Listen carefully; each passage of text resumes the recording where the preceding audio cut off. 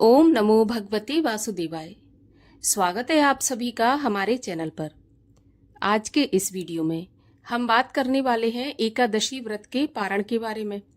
एकादशी के व्रत का पारण शास्त्रीय और सरल विधि से किस प्रकार करना चाहिए, आज के वीडियो में हम इसी पर बात करेंगे। तो वीडियो को पूरा देखिए, वीडियो बहुत महत्वपूर्ण है। और अगर वीडियो आपको पसंद आता है तो लाइक अवश्य करिए। आपके लाइक से हमें पता चलता है आपको वीडियो पसंद आया। और साथ ही साथ अगर आपने चैनल को अभी तक सब्सक्राइब नहीं किया है तो चैनल को सब्सक्राइब करके बेल आइकन पर क्लिक कर लीजिए। तो चलिए शुरू करते हैं आज का वीडियो। तो देखिए, एकादशी का व्रत 3 दिन का नियम पालन करने के बाद पूर्ण माना जाता है। जब तक 3 दिन का नियम पालन नहीं होता है पूरे विधि विधान से, तब तक एकादशी के व्रत को पूर्ण नहीं माना जाता है और इसका पुण्य फल भी प्राप्त नहीं होता है। तो दशमी से लेकर द्वादशी तक अर्थात व्रत पारण तक एकादशी के नियमों का पालन। अगर हम दशमी के नियमों का पालन करते हैं, एकादशी के नियमों का पालन करते हैं, परंतु द्वादशी के नियमों का पालन नहीं करते, तो एकादशी का व्रत पूर्ण नहीं माना जाता है, पूर्ण रूप से फलीभूत नहीं होता है। तो इसीलिए पारण का विशेष ध्यान रखना होता है।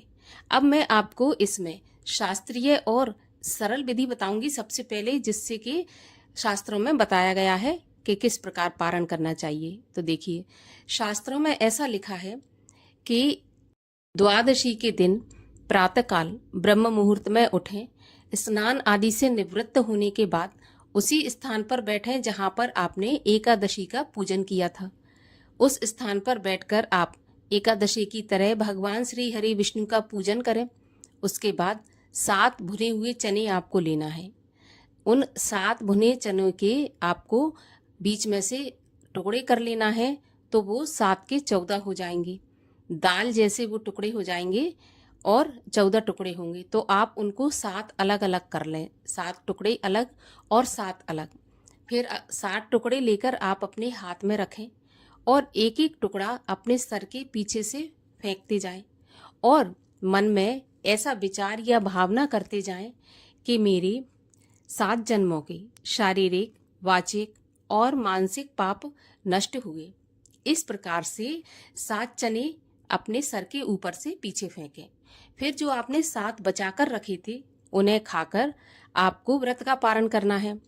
आप वो 7 टुकड़े खा लें, फिर उसके बाद आप जल पिए। अब जल कितना पीना है, तो देखिए, पारण के समय जल आपको पीना है 7 अंजलि। 7 अंजलि जल पीना है, तब आपका जो पारण है शास्त्रीय और सरल विधि से पूर्ण होगा। ये विधि मैंने आपको बताई शास्त्रों में। अब मान के चलिए कि अगले दिन यानी कि एकादशी के दूसरे दिन आपका कोई दूसरा व्रत पड़ जाता है। जैसे कि मानिए कि प्रदोष का व्रत होता है या फिर सोमवार, मंगलवार, कोई भी व्रत आपका होता है और आप उसमें अन्न ग्रहण नहीं कर सकती, तो फिर पारण कैसे करें? तो ऐसा बताया गया है कि फिर आपको पारण तुलसी दल से करना चाहिए, गंगा जल से करना चाहिए। जब आप गंगा जल लें पारण के समय, तो आप 1 गिलास पानी में थोड़ा सा गंगा जल मिलाकर पानी आपको उसी हिसाब से पीना है। 7 अंजलि, अंजलि होता है अपनी हथेली में पानी लेकर 7 बार पीना है। इस प्रकार से 7 बार पीना है, तब व्रत का पारण होता है। इसके अलावा आप फल से और दूध से, आप ड्राई फ्रूट से पारण कर सकते हैं। देखिए, चाय से या कॉफी से व्रत का पारण नहीं करना चाहिए। आप पारण करने के बाद चाय कॉफी पी सकते हैं, लेकिन पारण करते समय चाय कॉफी से आप पारण न करें। तो इस प्रकार से आपको पारण करना है। जब आप तुलसी दल से पारण करें तो ध्यान रखना है कि तुलसी दल को आपको चबाना नहीं है, निगल लेना है, क्योंकि तुलसी दल को चबाया नहीं जाता। तो इस प्रकार से पारण करें। अब शुद्ध एवं सात्विक भोजन से भी पारण किया जा सकता है। आप बिना प्याज लहसुन का भोजन, या फिर ऐसा माना जाता है कि एकादशी के दिन चावल नहीं खाए जाते, परंतु द्वादशी के दिन चावल खाना अनिवार्य माना जाता है।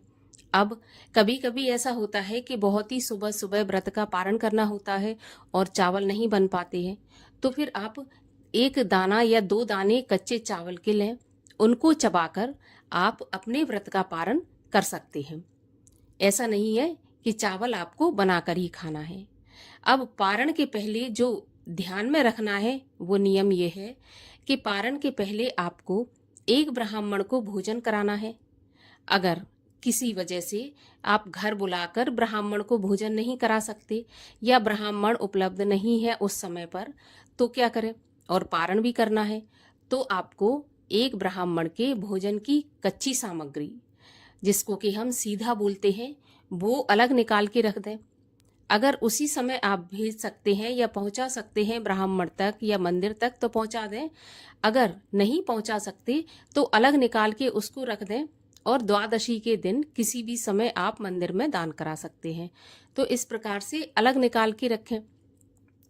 दान के साथ में दक्षिणा भी रखें, क्योंकि बिना दक्षिणा के दान भी पूर्ण नहीं माना जाता।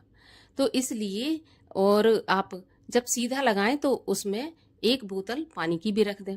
सीधे में आपको कच्चा आटा, दाल, सब्जी, चावल, घी, नमक, मिर्ची, यानी कि एक थाली में जो भोजन होता है ना किसी के भोजन करने के लिए, वो सारी सामग्री आप सीधे में लगाएं और दक्षिणा के साथ किसी ब्राह्मण को या किसी मंदिर में दान करवा दें।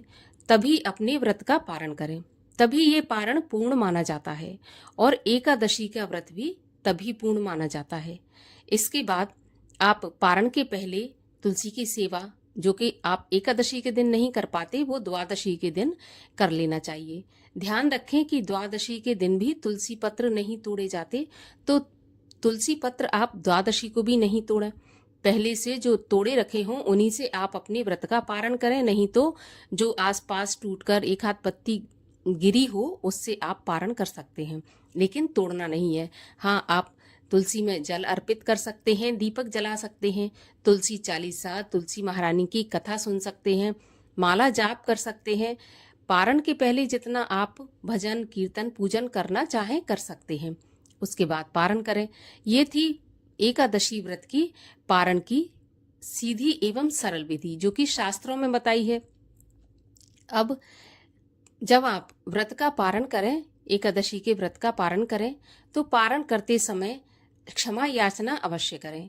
जैसे कि आप पारण कर रहे हैं तो भगवान के सामने आपने जब एकादशी के दिन संकल्प लिया था, उसी प्रकार से क्षमा याचना करें कि प्रभु, मैंने आपका इस एकादशी का व्रत पूरी श्रद्धा से और अपनी सामर्थ्य के अनुसार किया है।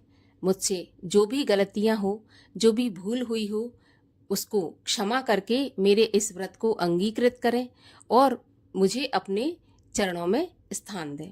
इस प्रकार से जैसी आपके मन में भावना आती है उस प्रकार से भगवान से प्रार्थना करें।